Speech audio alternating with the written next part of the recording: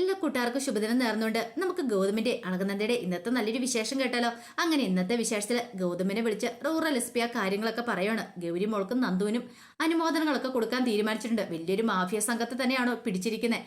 അതുകൊണ്ട് കുട്ടികളെ അനുമോദിക്കണം. അതേ പോലീസുകാരുടെ വക ഒരു അനുമോദനമാണ് കൊടുക്കുന്നത്. അപ്പൊ ആ ചടങ്ങിന് അവരെ ക്ഷണിക്കുകയാണ്. പിന്നീട് എസ് പി ഒരു കാര്യം കൂടെ ഗൗതത്തിനോട് പറഞ്ഞു. നന്ദു ഡോക്ടറോടും ഗൗരിമോളോട് ഈ കാര്യം ഗൗതം തന്നെ പറയണം. കാരണം ഗൗതം പോലീസാണല്ലോ. അപ്പോൾ അതുകൊണ്ട് പറയണം. ഇനിയിപ്പോൾ ഞാൻ പ്രത്യേകിച്ച് അവരെ വിളിച്ച് പറയണമെന്നും ഇല്ലാതെ പറയണം. ഇത് കേട്ടപ്പോൾ ഗൗതത്തിനൊരു ബുദ്ധിമുട്ട്. എങ്ങനെ വിളിച്ചു പറയും? അങ്ങനെ കോള് കട്ട് ചെയ്ത് കഴിഞ്ഞപ്പോൾ അരുന്ധതി പറഞ്ഞു, നല്ല കാര്യമുള്ള നടന്നിരിക്കുന്നത്. ഈ കുട്ടിപ്രായത്തിൽ തന്നെ ഇതേ മോന് നല്ലൊരു അംഗീകാരമല്ലേ കിട്ടിയിരിക്കണമെന്ന് ചോദിക്കുകയാണ്. ഇത് കേട്ടപ്പോൾ പിങ്കി പറഞ്ഞു, അതെ നന്ദൂര് മാത്രമല്ലോ ഗൗരിക്ക് കിട്ടിയിട്ടുണ്ടല്ലോ എന്ന് പറയണം. നന്ദു പറഞ്ഞു, അത് ശരിയാ, ഗൗരിക്കും കിട്ടിയിട്ടുണ്ട്. എനിക്കും ഗൗരിക്കുമാണ് അനുമോദനം കിട്ടാൻ പോണെന്ന് പറയാം. ഇത് കേട്ടപ്പോൾ അരുന്ധതി പറഞ്ഞു, അതിന് അവൾക്കൊന്നും അനുമോദനം വേണ്ടെന്ന് പറയാം. ഇത് കേട്ടപ്പോൾ നന്ദു പറഞ്ഞു, അതെങ്ങനെ ശരിയാവും മുത്തശ്ശി, ഞങ്ങൾ രണ്ടുപേരും ഒരുമിച്ചല്ലേന്ന് ചോദിക്കുകയാണ്. ഈ സമയം അരുന്ധതി ഗൗതത്തിനോട് പറഞ്ഞു, ഗൗതം നീ വിളിച്ചു പറയാനൊന്നും പോകണ്ട, അവളിങ്ങും വരണ്ട ചടങ്ങിന്, നമ്മുടെ മോൻ മാത്രം മതി എന്ന് പറയാണ്. പിങ്കി പറഞ്ഞു, അതെന്താ വല്യമ്മ അങ്ങനെ പറയണേ? പിന്നെ അവളും കൂടെ വരണമെന്നാണ് നീ പറയുന്നത്, അതൊന്നും വേണ്ടാന്ന് പറയണ.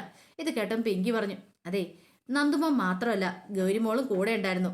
അവളും കൂടെ ഫുൾ സപ്പോർട്ടായിട്ട് നിന്നുകൊണ്ട് അവരെ പിടിക്കാനായിട്ട് സാധിച്ചേ. അതുകൊണ്ട് ഒരു കാരണവശാലും നന്ദുമോന് മാത്രം അനുമോദനം കിട്ടേണ്ട കാര്യമില്ല.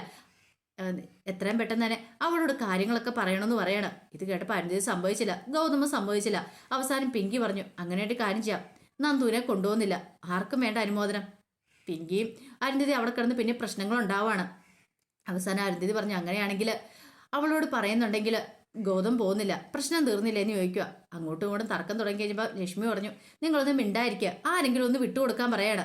പിങ്കിക്ക് നന്ദയും കുഞ്ഞിനെ കൊണ്ടുവന്നത് ഭയങ്കര ആഗ്രഹം. കാരണം ഗൗരിമോളും കൂടെ ഉള്ളതുകൊണ്ടാണ് നന്ദുവിന് ഇങ്ങനെ ഒരു കാര്യം ചെയ്യാനായിട്ട് പറ്റിയത്. അതുമാത്രമല്ല അവൻ്റെ കാലിൻ്റെ വയ്യായികയൊക്കെ കുറഞ്ഞ നന്ദ വന്നതിന് ശേഷമാണ്. അപ്പോൾ ആ നന്ദിയും കടപ്പാടും പിങ്കിക്ക് അവളോടുണ്ട്.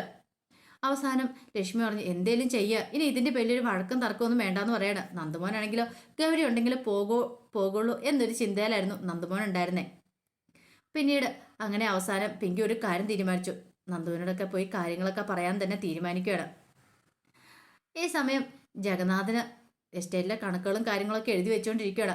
അങ്ങനെ തല പുകഞ്ഞ് ആലോചിച്ചിങ്ങനെ എഴുതി വെച്ചുകൊണ്ടിരിക്കുന്ന സമയത്ത് അങ്ങോട്ടേക്ക് മോഹിനി വരുന്നേ. മോഹിനി വന്നിട്ട് ചോദിച്ചു, നിങ്ങളിത് എന്തിരിപ്പാ മനുഷ്യ ഇരിക്കണം എന്നൊക്കെ ചോദിക്കണം. ഒരു നിമിഷം ഞെട്ടിപ്പോയി ജഗന്നാഥൻ. നീ എന്ത് പരിപാടി കാണിക്കുന്നത്? പുറകെ വന്നിട്ടാണ് ഇങ്ങനെ അലറി വിളിക്കണം എന്നൊക്കെ ചോദിക്കുന്നുണ്ട്. പിന്നെ അലറി വിളിച്ചു എന്ന് വെച്ചാൽ വലിയ കാര്യങ്ങളല്ലേ നടത്തണേ എന്നൊക്കെ ചോദിച്ച് ജഗന്നാഥനെ കളിയാക്കുവാണ്. ജഗന്നാഥൻ പറഞ്ഞു, നീ കളിയാക്കുമൊന്നും വേണ്ട, ഞാനിവിടെ കണക്കുകളും കാര്യങ്ങളൊക്കെ എഴുതുവാന്ന് പറയണം.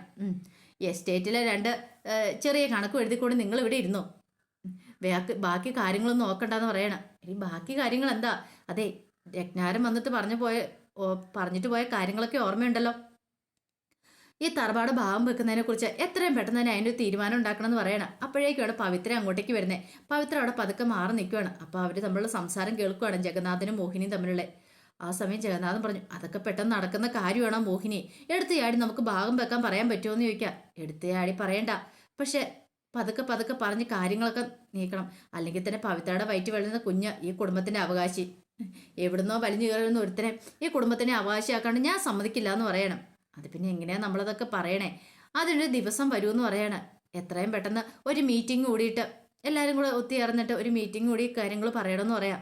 ഇത് കേട്ടപ്പോൾ ജഗന്നാഥൻ ഒന്ന് ആലോചിച്ചിട്ട് പറഞ്ഞു, അങ്ങനെയാണെങ്കിൽ മഹാദേവേട്ടൻ്റെ ആണ്ട് വരുന്നുണ്ട്, ആ സമയത്ത് എല്ലാവരും ഒരുമിച്ച് കൂടുമല്ലോ, അങ്ങനെയാണെങ്കിൽ ആ സമയത്ത് ഇതിനെക്കുറിച്ച് പറയാമെന്ന് പറയണം. അത് ശരിയാ.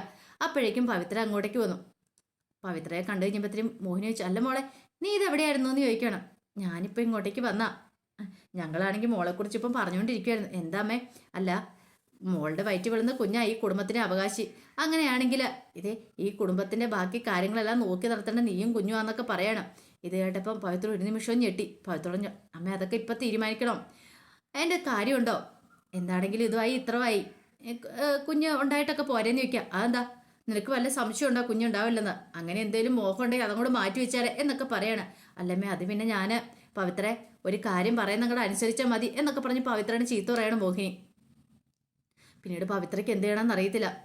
പിന്നീട് പവിത്ര പറഞ്ഞു, എന്തിനാ അമ്മ ഇങ്ങനെ ധൃതി പിടിക്കണം? അതിനി സമയമുണ്ടല്ലോ എന്ന് പറയണം. സമയം എവിടെ സമയം ഇരിക്കുന്നു? ഒന്നിനും സമയമൊന്നുമില്ല, എല്ലാം നടക്കേണ്ടതായിട്ട് സമയത്ത് നടക്കണം. അല്ലാതെ ഓരോന്ന് മാറ്റി വെച്ചുകൊണ്ടിട്ടുണ്ടെങ്കിൽ അവസാനം ഒന്നുമില്ലാതെ ഇവിടെ തെണ്ടിത്തിരിഞ്ഞ് ഇവിടെ നിന്ന് ഇറങ്ങേണ്ടതായിട്ട് വരും എന്നൊക്കെ പറഞ്ഞ് പവിത്രനെ ചീത്ത പറയണം. പവിത്രയ്ക്കൊന്നും മേലാത്ത അവസ്ഥയെ പവിത്ര അങ്ങോട്ടേക്ക് പോവാണ്. ആ സമയം ഗൗരിമോൾ ആ പട വിഷമിച്ചിരിക്കുക. ശാന്തിപുരത്തേക്ക് പോകണമെന്ന് ഒരുങ്ങാൻ പറഞ്ഞിരിക്കുക. കുറച്ച് കഴിയുമ്പോഴത്തേന് നന്ദ വന്ന് നോക്കിയപ്പോൾ ഗൗരി അതേ ഇരിപ്പിരിക്കുക. ഗൗരി, നിനക്ക് എത്ര സമയം ഞാൻ ഈ പാല് കൊണ്ട് വെച്ച് തന്നിട്ട് നീ എന്താ പാല് കുടിക്കാത്തതെന്ന് ചോദിക്കാം. എനിക്ക് വേണ്ടമ്മേന്നൊക്കെ പറയണം.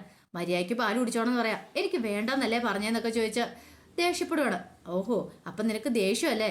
അമ്മേ, നമുക്കിന്ന് ശാന്തിപുരത്തിന് പോകണ്ടമ്മേ, നമുക്ക് ഇവിടുന്ന് പോകണ്ട, നമുക്ക് ഇവിടെ നിന്നാൽ മതി എന്ന് പറയാണ്.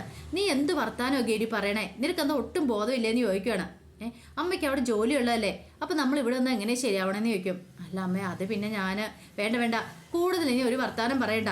എനിക്കറിയാം നിന്റെ വർത്താനം എന്താന്ന്. എത്ര ദിവസമായതറിയാം വന്നിട്ട്. വീട്ടിലേക്ക് പോകണം നിനക്ക് ഒരു ചിന്തയില്ലല്ലേ എന്നൊക്കെ ചോദിക്കണം. അല്ല, നീ എന്ത് കാണാൻ ഇവിടെ നിൽക്കണമെന്ന് ചോദിക്കാം. അത് പിന്നെ എനിക്ക് മനസ്സിലായി നിന്റെ കാര്യം എന്താന്ന്. നീ കൂടുതൽ കാര്യം കാരണമൊന്നും അന്വേഷിക്കേണ്ട, പറഞ്ഞു കേട്ടല്ലോ. പെട്ടെന്ന് പോയി റെഡിയാകാൻ പറയണം, അല്ല ഇനി എൻ്റെ കയ്യിൽ നിന്ന് മേടിച്ച് കിട്ടുമെന്നൊക്കെ പറയണം. പെട്ടെന്ന് ഗൗരിമോൾക്ക് സങ്കടമായി. ഗൗരിമോള് പറഞ്ഞു, അതെ എന്തിനാ അമ്മ എന്നോട് ദേഷ്യപ്പെടുന്നേ എന്ന് ചോദിക്കുകയാണ്. ഇത് കേട്ടപ്പം നന്ദ പറഞ്ഞു, നീ പറയുന്ന അനുസരിക്കുകയാണ് ഞാൻ ദേഷ്യപ്പെടേണ്ട കാര്യമുണ്ടോ എന്ന് ചോദിക്കുകയാണ്. ഇത് കേട്ടതും ഗൗരി പറഞ്ഞു, ഞാൻ എന്താ പറയുന്ന അനുസരിക്കാത്ത? ഓ, നീ കാരണം എന്ത് മാറണമൊക്കെ ഉണ്ടാക്കി വെച്ചിരിക്കുന്നേ. നീ അവനും കൂടെ പോയിട്ട് മനുഷ്യന് തലയ്ക്ക് ഭ്രാന്തായല്ലേന്ന് ചോദിക്കണം. അത് പിന്നെ നന്ദുവിൻ്റെ അച്ഛനും അമ്മയും കണ്ടെത്താനല്ലേ. എൻ്റെ പപ്പയെക്കുറിച്ച് എത്ര നാളായി ഞാൻ ചോദിക്കുന്നത്, എന്നിട്ട് അമ്മ പറഞ്ഞു തന്നൊക്കെ ചോദിക്കുക. ഇത് കേട്ടോ നന്ദയ്ക്ക് ദേഷ്യം വന്നു. നിന്റെ ഒരു പപ്പ, ഒരു കാര്യം ഞാൻ പറഞ്ഞു, നിന്റെ പപ്പായും അമ്മയൊക്കെ ഞാനാന്ന് ഞാൻ പറഞ്ഞു. ഇനി അന്വേഷിച്ചിട്ടുണ്ടല്ലോ. നീ ഇത് എന്ത് ഭാവിച്ച ഗൗരി? നിനക്ക് എൻ്റെ വേദനകളും എല്ലാം അറിയാവോ? ഞാൻ നിന്നെ പ്രസവിക്കുന്ന സമയത്ത് എന്തുമാത്രം ടെൻഷൻ അടിച്ചിട്ടുണ്ടെന്ന് അറിയാവോ? എൻ്റെ മാനസികവിഷമം എനിക്ക് എന്താണെന്ന് മനസ്സിലാവില്ല. എന്നെങ്കിലും ഒരു കാലത്ത് നീ മനസ്സിലാക്കുമെന്ന് പറയാം. നിന്റെ അമ്മയ്ക്ക്, അതായത് എനിക്ക് മുമ്പ് ഒരു കുഞ്ഞുണ്ടായിരുന്നു, ആ കുഞ്ഞിനെ എനിക്ക് നഷ്ടപ്പെട്ടു എന്നൊക്കെ പറഞ്ഞ് ഗൗരിയോട് പഴയ കാര്യങ്ങളൊക്കെ നന്ദ പറയാണ്. അവസാനം ഗൗരി പറഞ്ഞു, ഈ അമ്മ എന്താ പറയണേ? എനിക്കൊന്നും മനസ്സിലാവുന്നില്ലെന്ന് പറയണം. നന്ദയ്ക്ക് മനസ്സിലായി ഇനി പറഞ്ഞിട്ട് കാര്യമില്ലെന്ന്. അപ്പോഴേക്കുമാണ് പിങ്കിയും നന്ദുവും അങ്ങോട്ട് വരുന്നത്. അവരെ കണ്ടതും ഗൗരിക്ക് സന്തോഷമായി. നന്ദു എന്നും പറഞ്ഞ് ഓടി ചെന്ന് കെട്ടിപ്പിടിക്കുകയാണ്. ഇതെന്താ പിങ്കി ഒരു മുന്നറിയിപ്പ് ഇല്ലാതെ? അല്ല, ഇതെന്താ നന്ദ പോകാനായിട്ട് തുടങ്ങുവാണെന്ന് നിൽക്കും. അതെ, ഞങ്ങളിന്ന് പോകുമെന്ന് പറയും. ഇന്ന് പോകണം നന്ദേന്ന് ചോദിക്കണം. അതെന്താ ഇന്ന് പോകണ്ടെന്ന് പറയണം. അതെന്താ കാര്യം എന്താന്ന് ചോദിക്കും. അത് പിന്നെ ഗൗരിക്കും നന്ദുവിന് ഒരു അനുമോദന ചടങ്ങുണ്ട്. കഴിഞ്ഞ ദിവസം വലിയൊരു മാഫിയ സംഘത്തെ തന്നെയാണ് അവർ പിടികൂടിയത്. ഇത്ര ചെറിയ പ്രായത്തിൽ ഇത്ര വലിയ കാര്യം ചെയ്ത് കഴിഞ്ഞപ്പോഴത്തേനും പോലീസ് കേട്ടിന്റെ പേരിൽ അവരൊരു അനുമോദന ചടങ്ങൊക്കെ നടത്തുന്നുണ്ട്. അപ്പോൾ അതിനകത്ത് പങ്കെടുക്കണം എന്നൊക്കെ പറയണം. അവസാനം നന്ദ പറ്റില്ല എന്ന് പറയണം. എനിക്ക് പോകാതിരിക്കാൻ പറ്റില്ലെന്ന് പറയണം. കുട്ടികൾ നിർബന്ധിച്ചു. ഗൗരിയും നന്ദു ആണെങ്കിലും ഭയങ്കരമായിട്ട് നിർബന്ധിച്ചു. അവസാനം പിങ്കി പറഞ്ഞു, എന്താ നന്ദ ഇങ്ങനെയൊക്കെ? ഇവർക്ക് ഇപ്പോഴേ കിട്ടുന്ന കാര്യങ്ങളൊക്കെ എന്ന് പറഞ്ഞാൽ ഇവരുടെ ജീവിതത്തിൽ എന്നൊന്നും ഓർമ്മിച്ചു വെക്കാൻ പറ്റുന്ന ഒന്നായിരിക്കും. എല്ലാവർക്കും കിട്ടുന്ന കാര്യമൊന്നും അല്ലത്. ചിലപ്പോൾ നമ്മൾ ആഗ്രഹിക്കുന്ന സമയത്ത് നമുക്ക് കിട്ടണമെന്നില്ല. അപ്പം ഇങ്ങനൊരു കാര്യം, ഒരു അനുമോദനം കിട്ടുക എന്ന് പറഞ്ഞാൽ അവരുടെ മനസ്സിന് പ്രചോദനം കൊടുക്കുന്ന ഒന്നല്ലേ. അതുകൊണ്ട് അതിന് പോകുന്നല്ലേ നല്ലതെന്നൊക്കെ ചോദിക്കുക. നന്ദു നിർബന്ധിക്കുക, ഡോക്ടർ ആൻറ്റി പ്ലീസ് എന്നൊക്കെ പറഞ്ഞ് അവസാനം നന്ദ സമ്മതിച്ചു. പിന്നീട് കാണിക്കുന്നത് അങ്ങനെ അനുമോദന ചടങ്ങാണ്. അനുമോദന ചടങ്ങിന് സമയത്ത് എല്ലാവരും ഹാജരായിട്ടുണ്ട്, എല്ലാവരും വന്നിട്ടുണ്ട്. അപ്പം പോലീസാനൊക്കെ ഉണ്ട്. അപ്പോൾ അങ്ങനെ വേദിയിലേക്ക് വിശിഷ്ട അതിഥികളൊക്കെ ഇരിക്കുന്നുണ്ട്. പക്ഷേങ്കിൽ നന്ദുവും അവരൊക്കെ വന്നു. പക്ഷേ ഗൗരിയും നന്ദയും വന്നിട്ടുണ്ടായിരുന്നില്ല. ഇതെന്താമേ ഇത്ര സമയമായിട്ടും ഗൗരി വരാത്തേന്ന് പിങ്കിയോട് ചോദിക്കുവാണ്. നന്ദു, അറിയില്ല മോൻ, ഇപ്പം തന്നെ വരുമായിരിക്കും എന്ന് പറയണേ. ഈ സമയം ഒരു പോലീസ് ഉദ്യോഗസ്ഥനെ എഴുതിയിട്ടുണ്ട്. പറഞ്ഞു, അതേ നമ്മൾ പോലീസുകാരല്ലേ, ചടങ്ങുകളൊക്കെ കൃത്യസമയത്ത് തന്നെ തുടങ്ങണമല്ലോ, എന്നാൽ നമുക്ക് ചടങ്ങുകളിലേക്ക് കടന്നാലോ എന്നൊക്കെ പറയണേ. എന്നിട്ട് പറഞ്ഞു, ഇത്ര ചെറിയ പ്രായത്തിൽ തന്നെ ഈ കുട്ടികൾ വലിയൊരു സംഘത്തെയാണ് പിടികൂടിയിരിക്കുന്നത്. അപ്പോൾ അവരെ അനുമോദിക്കാൻ വേണ്ടിയിട്ടാണ് നമ്മൾ ഈ ചടങ്ങ് വെച്ചിരിക്കുന്നത്. ബാക്കി കുട്ടികൾക്കും ഇത് പ്രചോദനമായിട്ട് മാറട്ടെ. കാരണം ഇങ്ങനെ എന്തെങ്കിലും ഒരു സമയം, ഇങ്ങനെ എന്തെങ്കിലും ഒരു പ്രശ്നം ഉണ്ടായിട്ടുണ്ടെങ്കിൽ, കാരണം ആ കുട്ടികൾ വീട്ടിൽ നിന്ന് പുറപ്പെട്ട ചില പ്രത്യേക കാരണങ്ങൾ കൊണ്ടാണ്. അങ്ങനെ അവർ പോണ സമയത്ത് അവർക്കെതിരെ ആക്രമണം ഉണ്ടായാലും അവരതിനെല്ലാം പ്രതിരോധിച്ച് മുന്നോട്ട് പോയി ആ വലിയ മാഫിയ സംഘത്തെ തന്നെ പിടികൂടാണ്ട് സഹായിച്ചു. ഇങ്ങനെ എന്തെങ്കിലും പ്രശ്നങ്ങൾ ഉണ്ടായിട്ടുണ്ടെങ്കിൽ ഇനി ഇങ്ങനെയുള്ള കുട്ടികൾക്ക് ഇതൊരു പ്രചോദനമായി മാറട്ടെ എന്നൊക്കെ പറയണം. അങ്ങനെ സംസാരിച്ചുകൊണ്ടിരിക്കുന്ന സമയത്താണ് ഗൗരിയുടെ കൈയും പിടിച്ച് നന്ദ അങ്ങോട്ടേക്ക് വരുന്നേ. ആ ഒരു കാഴ്ച കണ്ടപ്പോഴത്തേനും പറഞ്ഞു, അടുത്ത ആളും കൂടെ എത്തിക്കഴിഞ്ഞിരിക്കുന്നു എന്ന് പറയണ. പിന്നീട് ഗൗരിനെ അങ്ങോട്ടേക്ക് സ്വീകരിക്കുവാണ്. അങ്ങനെ ഗൗരി വന്നിരുന്നു. ഗൗരിയുടെ വരവ് അതിഗംഭീരമായിരുന്നു. നല്ല പോലീസ് യൂണിഫോം ഒക്കെ ഇട്ട്, ഗൗരിയുടെ ഏറ്റവും വലിയ ആഗ്രഹം പോലീസ് യൂണിഫോം കിട്ടണമെന്നൊക്കെ. ഗൗരിയുടെ വരവ് കണ്ടപ്പോൾ തന്നെ എല്ലാവരും കൈയടിക്കുവാണ്. അങ്ങനെ ഗൗരിയും നന്ദയും കൂടെ അവിടെ വന്നിരുന്നു. പിന്നീട് നന്ദുവിന് ആദ്യം ട്രോഫി കൊടുക്കാനായിട്ട് വിളിക്കുവാണ്. അങ്ങനെ നന്ദുവും ഗൗതമും കയറി. അങ്ങനെ നന്ദുവിനോട് ചോദിച്ചു, മോൻ ആരാ പ്രചോദനമായി മാറിയത്? ഇങ്ങനെയൊക്കെ അവനായിട്ട് പ്രചോദനം തന്ന ആരാന്നൊക്കെ ചോദിക്കുകയാണ്.